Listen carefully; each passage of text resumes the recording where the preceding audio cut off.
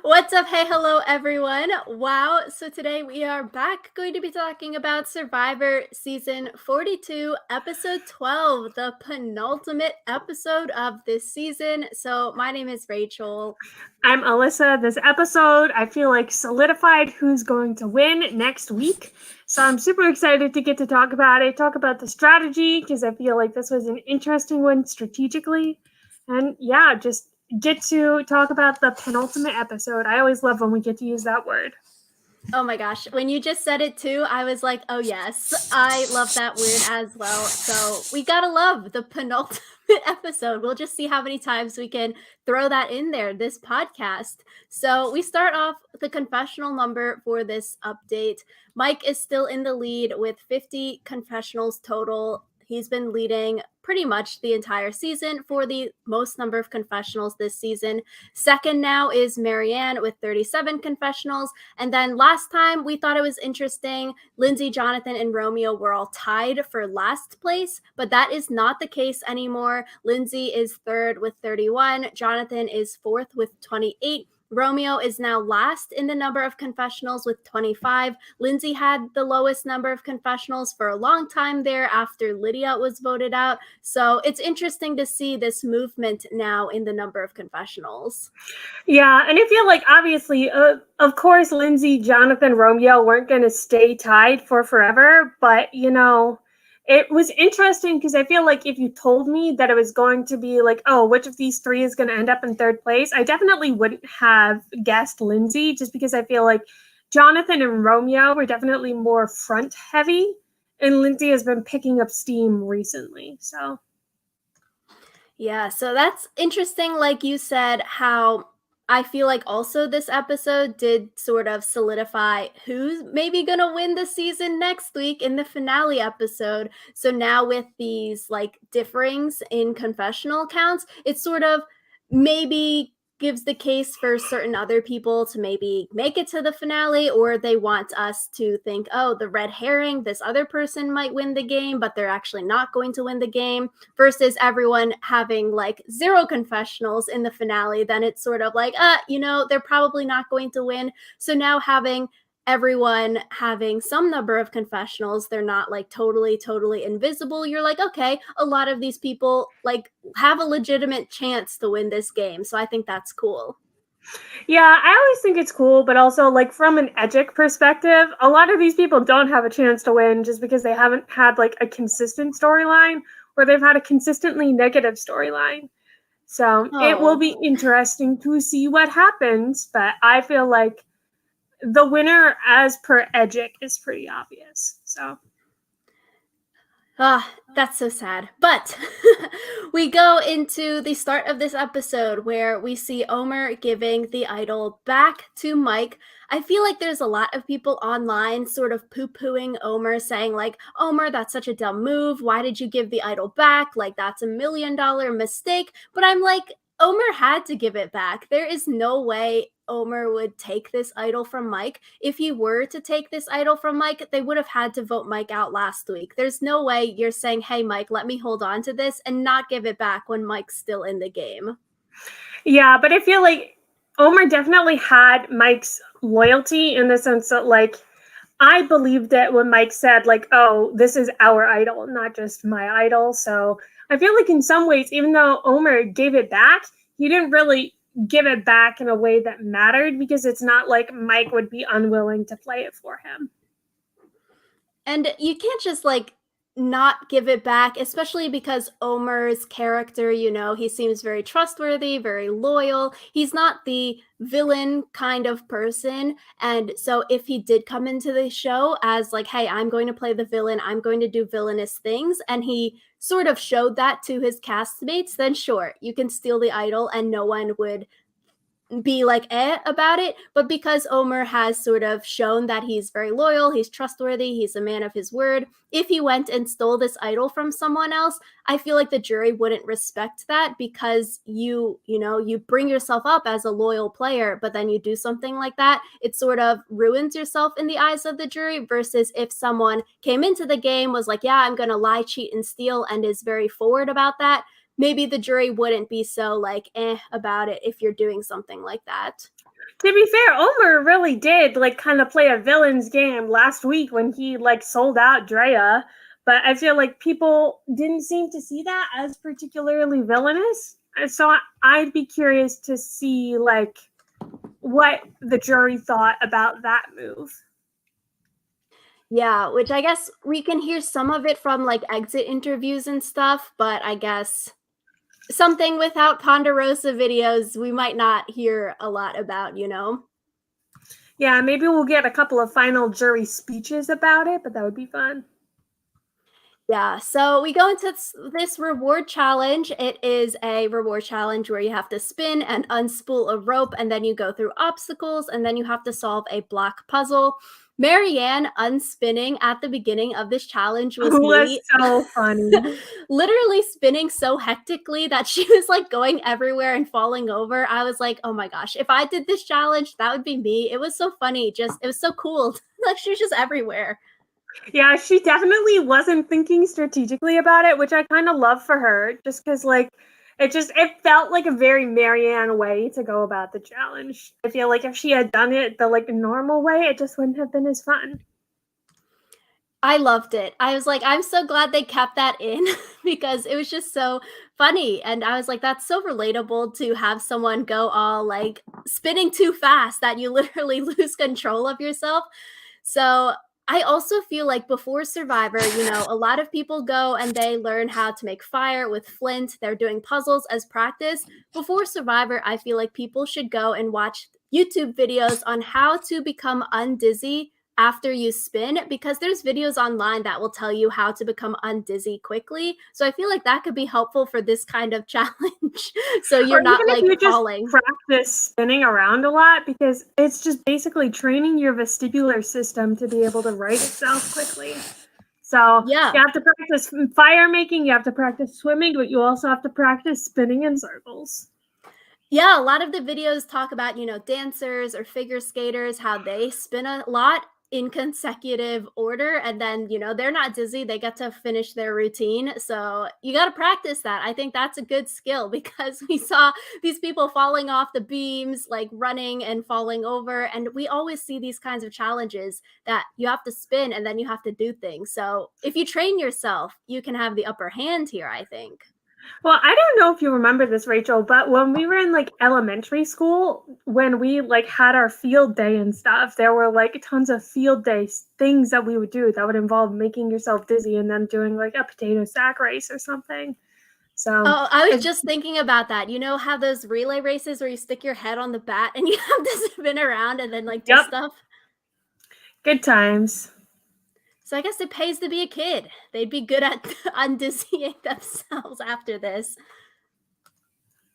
So Omer wins reward though. He won this challenge and then he gets a choice. Okay, you can either pick the chicken reward where you can bring 2 people with you, or you can pick the cake and cookies reward and then bring 3 people with you. What did you think of this choice? Does it make more sense to pick 2 or 3? I feel like it makes more sense to pick two because wasn't his whole thing that he was specifically trying to deprive some people of food? I don't know. Just like it seemed like his biggest goal was to make not Jonathan go on the reward. And I feel like it's easier to justify it with two than with three.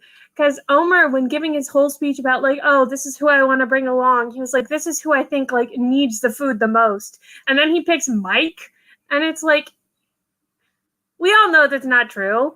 I feel like it definitely would have been easier for him to justify bringing like Romeo and Marianne if it was just a two-person, because he could be like, Marianne is my closest ally, Romeo has never gotten to eat, and then they could all get like an actually good meal as opposed to like bringing along Mike for the hell of it, and none of them actually got any, like they got calories, but it wasn't worthwhile calories because it was all sugar that was just going to be basically immediately processed. So Mm.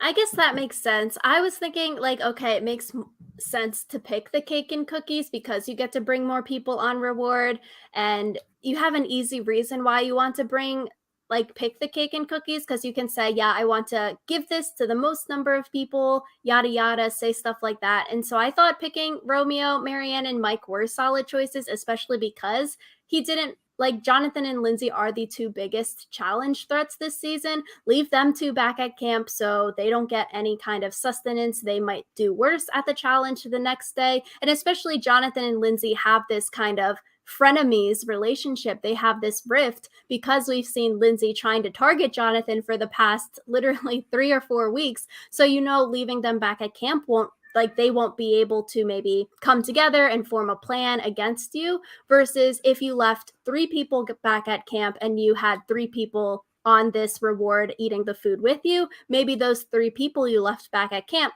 could create something or cause a disruption in like the hierarchy of the system. So I felt like bringing the 3 and leaving Jonathan and Lindsay was a good choice, because Jonathan and Lindsay aren't going to create something back at camp and they're deprived because they're not really eating the food.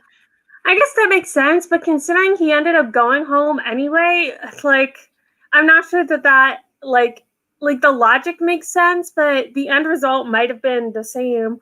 Or it might have been different, because, like, if you had made Marianne less nervous about you for whatever reason, like, so I don't know. I feel like Omer not wanting people to gang up against him, it still ended up happening, so.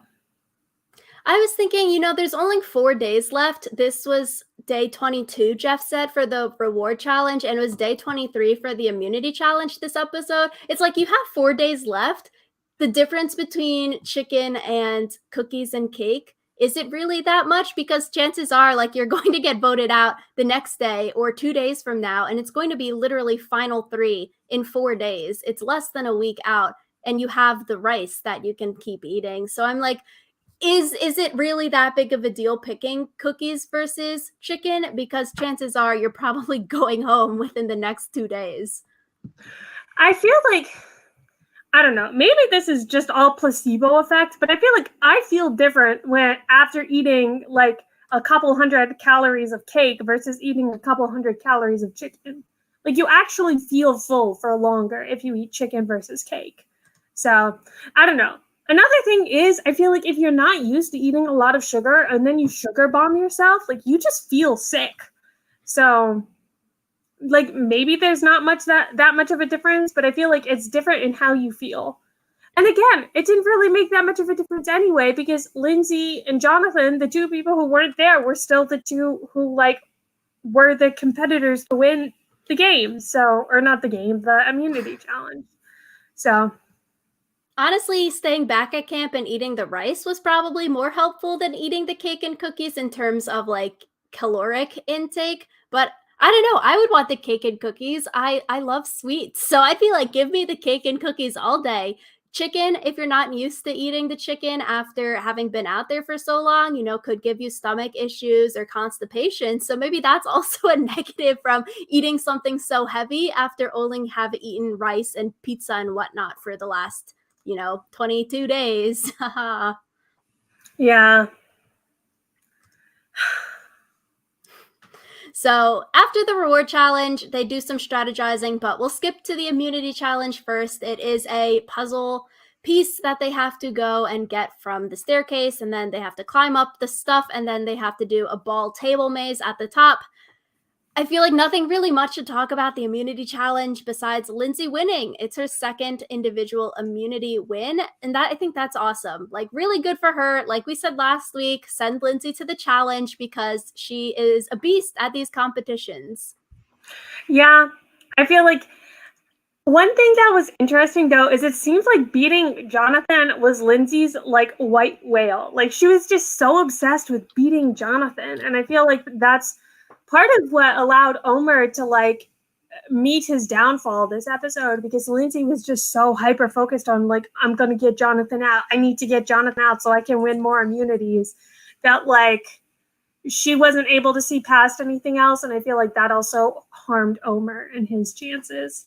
So imagine Lindsay and Jonathan on a rival season of like the challenge or I don't know, maybe there could be amazing race partners or something. Like, if they did anything physical together as a team, like, that would be insane to watch. That would, the season of the challenge that had like the partners season, that would be dope with like Jonathan and Lindsay as partners. even though I doubt they would be able to, like, actually, cooperate, but it would still be fun. That's why Rivals season. I think that'd be fun to watch them too. We haven't really seen them like bickering, but this episode they had some fun scenes like where when they were left back at camp during the reward challenge and both of them thought that they were bluffing to the other person, but then the other person called them out in their bluffs in the confessional. Like they both thought they were tricking the other person, but they actually weren't. I was like, oh, that's so fun to see. Like they think they're doing something, but neither of them are actually doing the thing. Yeah. Good times. So we see Mike. He starts to tell people throughout this episode. We see him saying, hey, we need to vote Omer out. Omer is a huge threat. We see Mike tell Marianne this at the start of the episode. We see him telling Jonathan this. And then he tells other people that, hey, Lindsay has this amulet idol. It expires this time. She has to play this idol. She is safe this round. And then he tells Marianne this, and Marianne realizes, oh, the Taku Four aren't actually as close as I thought. I'm not actually as close as I thought to Lindsay because Lindsay didn't tell me about this idol. So red flag there. And I just thought throughout this segment, it was just so funny for all of the strategizing moments. Romeo was nowhere, like not in any of the conversations, really. I felt so bad for Romeo, but also like it seems like he's been an outcast for such a long time that like no one really expects him to take a part in the strategy, which is why I feel like Marianne going to him and being like, here's what we're gonna do, like made him like willing to do whatever just because he wanted to be included. So I think it's really good for Mike for even having this idea, hey, Omer is a big threat. We need to vote Omer out. Great for Mike. He gets that credit of having the initial idea of, hey, let's vote Romeo or let's vote Omer out. But then when we see in the episode where Mike, after Lindsay wins immunity, Mike steps back from this plan and is like, hey, because Lindsay won, the safer vote would be to vote out Romeo just in case Lindsay plays her idol for Omer and Omer is safe. Because Mike starts to become wishy-washy here, it definitely gives Marianne all of the credit for this move because then it ends up being Marianne is the one to reconvince Mike and Jonathan like, hey, no, we need to still put votes on Omer. Let's not do the easy vote of voting out Romeo. Let's actually make a move here. So even though Mike had that initial idea of Omer's a threat, after the immunity challenge, I feel like Marianne gets all the credit because she reconvinces the two guys, let's vote out Omer. I do think it's funny though that like Romeo took part in a plan while also being the backup person for that plan without even really realizing, I think, that he was the backup person. So it sort of makes sense for Mike and Jonathan to want to vote Romeo out, especially after Lindsay wins immunity. Like it's the easier vote. It's less risk for Jonathan or Mike to go home in case Lindsay plays the idol and Omer is safe. Like it's the easier vote for them to vote out Romeo. It's the safer vote for them to vote out Romeo. So that really makes sense why Jonathan and Mike would step back on the gas of voting Omer out. And a lot of people are saying, oh, voting out Romeo is a dumb thing. Why would you vote out Romeo? But I also think there is some warrant to wanting Romeo out because if he's going to be the final three, like guaranteed person, the quote, final three GOAT, you sort of want to vote that person out because they're taking up a seat at Final Tribal. If Romeo is guaranteed to make it there, that means one of Mike or Jonathan isn't going to make it there because someone else is taking up that seat. So I can see the argument of why, even though Romeo is the easy vote here, it's the less flashy move than voting out Omer. It does make sense to want to get the GOAT out of the season because they're taking up a seat at Final Tribal. I think it also, part of it might be depending on how Mike and Jonathan perceive their games. Because, like, maybe Mike and Jonathan think that they can beat Omer. Like, maybe Marianne is the only one who realizes, like, no, if Omer gets to the final, then he'll win. Because I feel like Jonathan and Mike definitely felt less urgency to vote Omer out. And it's like, maybe they think they can win against him. Maybe they just don't think right now is the time. So, yeah. Because one of the reasons we saw Mike saying to Marianne, hey, let's vote out Omer next time. We still have final five, yada, yada. So for Mike and Jonathan, they think, yeah, next week is a fine week. Final five would be a fine time to vote him out. And they maybe know Omer doesn't have any goodies in his pocket. So theoretically, you could get rid of him next week. So that's why I think for Marianne to think of a 3-2-2 plan is just so awesome and amazing. Like pure plurality. I cannot say this word. Plurality votes are so risky because it literally only takes one person to flip on this 3-2-2 vote to mess up your entire plan versus a majority vote. If it were 5-2, it's so much harder to flip this vote because there's so many people you need to flip. But literally one person could vote wrong in this scenario and mess up your 3-2-2, and then Romeo or Jonathan could have easily gone home over Omer, which I was like, oh my gosh, a 3-2-2, that is just so risky. It's so amazing. It's so risky, but I feel like it also pays off if it pays off. Because in this case, like, they got out the person that they wanted to get out, and if they hadn't been able to, like if Lindsay had played her idol instead of keeping her idol, then they would have still been able to get someone who wasn't them out. So I feel like this is the best execution possible of that kind of plan.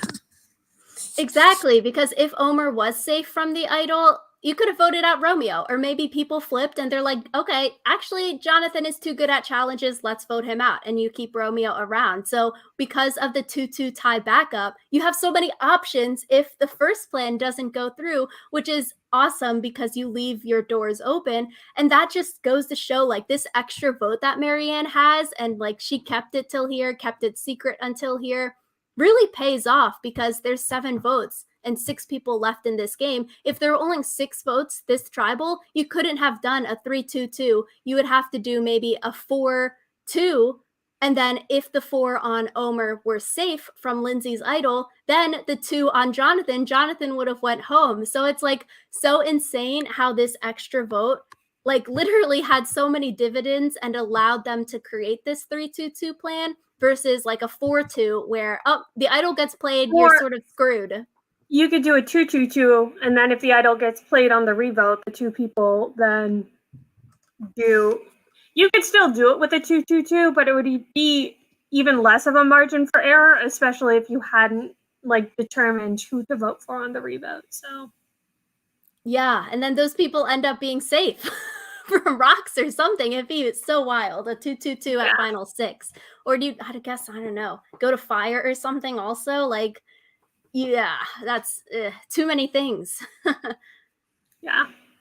So I just thought it was so awesome how Marianne was able to convince Jonathan and Mike, even though they were really seemingly steadfast on doing the safe vote, let's vote out Romeo, keep it simple, and getting Jonathan and Mike on board. I thought that was really, really impressive considering Marianne is only 24 years old. She's our age. I just feel like for her as a young woman to get those big guys to even listen to her, she's being underestimated, to get their respect into following her plan, I just think is so awesome.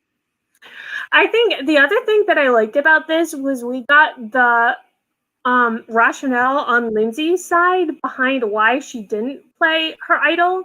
And I feel like that kind of going into the tribal council made it all the sweeter because you knew kind of what was going to happen and why it was going to happen. And I feel like Lindsay and Omer had a good reason for not wanting to play the idol on Omer. But it's always kind of nice when you see someone make the mistake that is going to lead to the end of their game. And yeah, good times. You thought the reasoning for Lindsay not playing the idol, we hear in the episode, Lindsay says that she doesn't want to play the idol because it's going to get put back into circulation. Do you think that makes sense? I understand why she was wary of it, but I don't think that it was a smart move. So, because I feel like her idol was the result of the 3 amulets being like all put together. And so I feel like in that case, you should maybe think like, oh, this was a very special kind of idol. Like it's not like other idols, so it might not be put back into play. And even if it is put back into play, I feel like you would rather have one of your allies still here. You guys can both look for it together rather than like, oh, we're going to not play this idol on the off chance that it gets put back into the game, and then lose one of your allies and not even have a chance to refind the idol because the idol isn't valid anymore and it wasn't rehidden. So I feel like I understand the logic, and it seems like Omer was also on board with that logic, but I don't agree with it. Okay, I agree with you. I was thinking, yeah, it doesn't make sense to have that thinking, oh, it's going to be put back into circulation because it's an amulet idol and not a regular hidden immunity idol. But maybe, because of all these random advantages, they're thinking, okay, beware idols, maybe this is getting rehidden. So I guess it does make sense to think, hey, let's not put it back into circulation. But also, with the amulet idol, it is a non-transferable idol. So in a lot of Omer's exit interviews, he was saying that him and Lindsay didn't want to play this idol because Lindsay couldn't just hand it over to Omer like at the beach and then Omer could play it for himself. But Lindsay at Tribal Council would have to stand up and show everyone, hey, I'm playing this for Omer. And in Omer's exit interviews, he was saying they didn't want Lindsay to have to stand up and do that because they thought it would show everyone how close they were as a duo, which I also was like, I don't agree with that. I think similar to you, I think, why does it really matter if you stood up and showed that you were close in front of everyone? Because it's literally Especially final five. well, also, Jonathan said, like, oh, Lindsay and Omer think they're tricking us and that they're not close. But, like, I feel like if Jonathan knows, everyone knows, Exactly. So, I wrote in my notes, Jonathan and Mike both had confessionals or they were talking saying, oh, Omer and Lindsay are a duo. They must be working together. We think they're close. So other people are already thinking you're close or a duo. You'd rather be safe than sorry. Why wouldn't you just play this idol for your ally, even if you think it's going to expose your relationship at the final five next week? I think I agree with you. Like, you'd rather your ally there at final five rather than your ally being at Ponderosa. Like, expose yourself. You only have to get past final five and you're in final four fire making. Like, there's not much you can do then. especially because Omer went out with an idol nullifier, and at Final Five, that's a really important tool to have. So, I guess I'm kind of, I wouldn't say upset, but I'm annoyed that we didn't hear about the idol nullifier and had to find out about it in like exit interviews and stuff, because I feel like that adds another dimension to this vote, because it's another reason why it would be easier to convince Mike to vote for Omer, and also another reason why like people in general would just want Omer out, because if you have an idol nullifier and you still have that at Final Five, the last time the idols can be played, that's going to be a problem. Exactly. I was really confused this episode because I was like, why is no one targeting Mike? This is the idol that everyone knows about. You're going to let Mike waltz the final four because he is safe next week at final five. But knowing that Omer has this idol nullifier from Exit Press, it makes a lot more sense why people weren't targeting him this week, because they were like, okay, let's play the idol nullifier on Mike at final five and we can still vote Mike out next week. So it makes a lot more sense, because I was just like, why the heck is no one targeting Mike when we all know he has this idol, sort of like Xander last season. Why was no one targeting Xander, letting him bring an idol to final five? I'm just like, dang, it makes sense because, okay, the idol nullifier wasn't used. The idol nullifier isn't in the gameplay for the winners edit, so they can sort of edit it out and they make people forget about it. But then I feel like it would have been so interesting, because even last week, Omer could have maybe tried to flush Mike's idol after Drea stole it, and they idol nullified Drea after she played it last week or something like that. There's so many scenarios where this idol nullifier could have come into play and been so interesting. Yeah, so that was kind of lame, but it is what it is, I guess.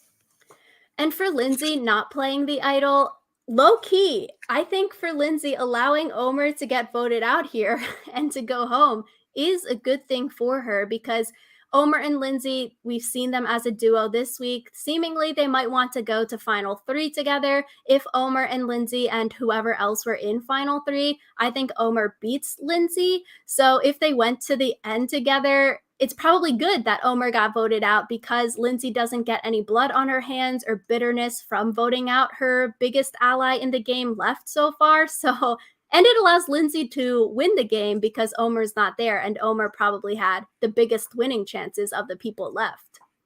Yeah, I feel like in general it's a good thing for Lindsay that Omar went home, but it might not be a good thing for her that she kind of enabled it, just because I feel like showing this conversation, explaining why she didn't play the idol, like it isn't as bad for her as it could have been, but also like her reluctance to play the idol is the reason Omar, her closest ally at this point, went home. So it's kind of one of those things that's a double-edged sword, I would say.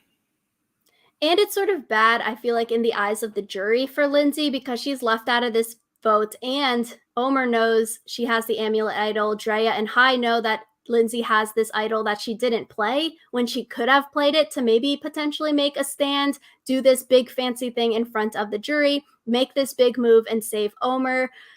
And she could have played this idol correctly and had this move on her resume. But on the other hand, if Lindsay did stand up there and save Omer, and then Omer makes it to the end, and then people might be like, Lindsay, that's a big dumb move. Why did you save Omer? He's obviously the biggest threat to win the game. Similar to last season, people were like, Xander, why did you take Erica to final 3? That was a stupid thing. So I think Omer going home could be a good thing for Lindsay, and she doesn't get like marked as someone not playing the idol correctly by saving the biggest target in the game, but just allowing him to go home also sort of looks bad for her. It's sort of a lose-lose here for her.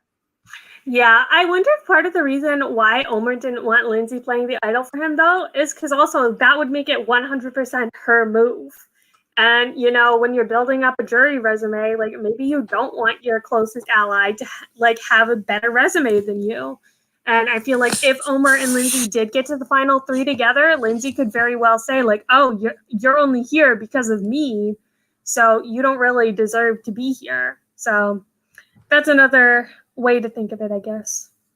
I think on the other hand, for Omer, he could spin it and say, no, Lindsay, to use a different word, but I brainwashed you. I manipulated you into playing this idol for me. You were reluctant. You thought this idol was going to be rehidden, but I persuaded you to play this idol for me, sort of flipping it and making it, oh, Omer, it's my move now. I persuaded you to play this idol for me, so it's my move, versus, oh, I'm just Lindsay's safety person and Lindsay saved me, but no, I persuaded Lindsay to save me with this idol. She didn't want to play it. Sort of flip it around as a way to bring up Omer's resume here.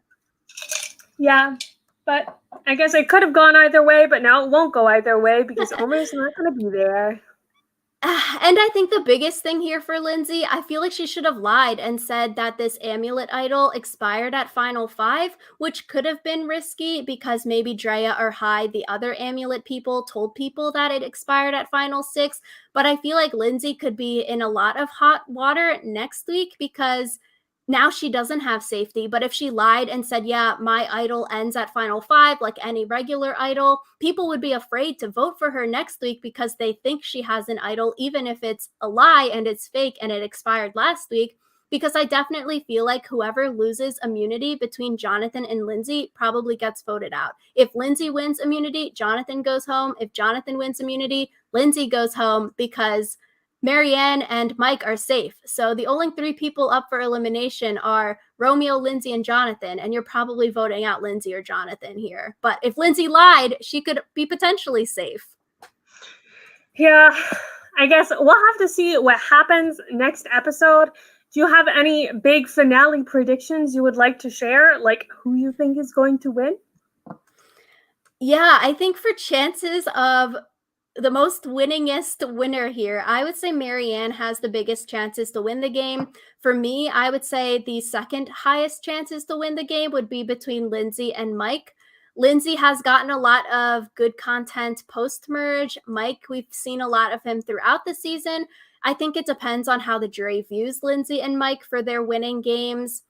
And do they respect them as winners? Lindsay has won a lot of challenges and stuff like that, and she did the do or die, which seemed to get her a lot of respect. Mike, when Drea got voted out, she said, Mike, I want you to win the game. I think you're winning the game if you make it to the end. So that could be the jury's perspective there. So I think those are sort of like second place. It could go either way depending how the finale goes. And then I would say Jonathan's fourth place, as in like the fourth most likely person to win, and then Romeo's the fifth last most likely person to win the game.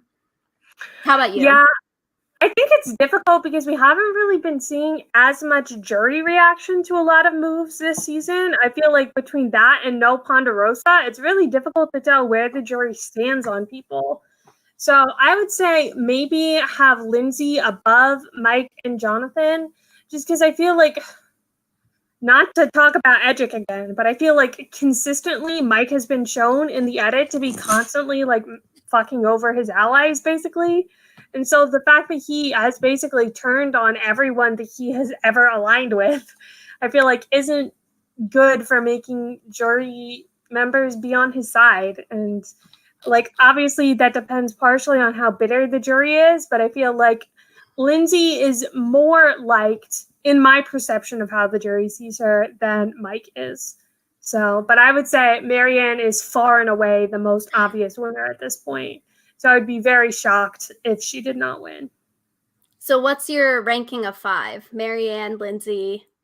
Marianne, Lindsay, tie between Mike and Jonathan, and then Romeo last. Okay, we're pretty similar there then. We got like the middle is sort of up in the air. First and last are sort of set in stone, I think. I'm interested to see how Fire goes because I feel like Marianne is probably going to win the game unless something happens at Final 4 because we know Marianne and Mike are safe at Final 5 because they both have idols. There's no more idol nullifier to prevent them from getting to Final 4. So it really depends what happens at Fire. If Marianne can get past the Fire challenge, if she's put into Fire, if she's taken to the end, then I think she has a really good chance of winning. One interesting thing that like might have just been like which clips they decided to use, but also might have been like edgically significant was when Marianne was talking about like all the reasons she had to get Omer out. That was like in a scene where a fire was being made and a fire was being nourished. So I feel like if you like really galaxy brain it there, I feel like that has to be symbolic of the fact that like Marianne, her whole like the whole fire is life thing, Marianne's decision to vote out Omer brought her to life in this game. So I feel like she couldn't lose at Fire at this point because that would just be anticlimactic. And then if Marianne loses at Fire, I genuinely don't know who would win the game. So you know how they have all of these animal metaphors? They're doing like the lamb to the lion, the shark stuff. You can be Marianne's the phoenix rising out of the ashes because she was out at the merge and then she's potentially coming back now as the phoenix. I think that'd be a good animal metaphor. People got to get on it instead of these really overused ones. You gotta think outside of the box. I feel like phoenix rising from the ashes is also basic. Overused, yeah, but, you know. I thought this was a fun episode at Tribal Council when Omer turns and he's like, you did it. And then Marianne says, I did. Marianne is getting all of the credit for this move in the eyes of the jury, it seems. Is very shades of Michaela and Jay from Millennials versus Gen X. And I was like, dang, that was such an epic thing.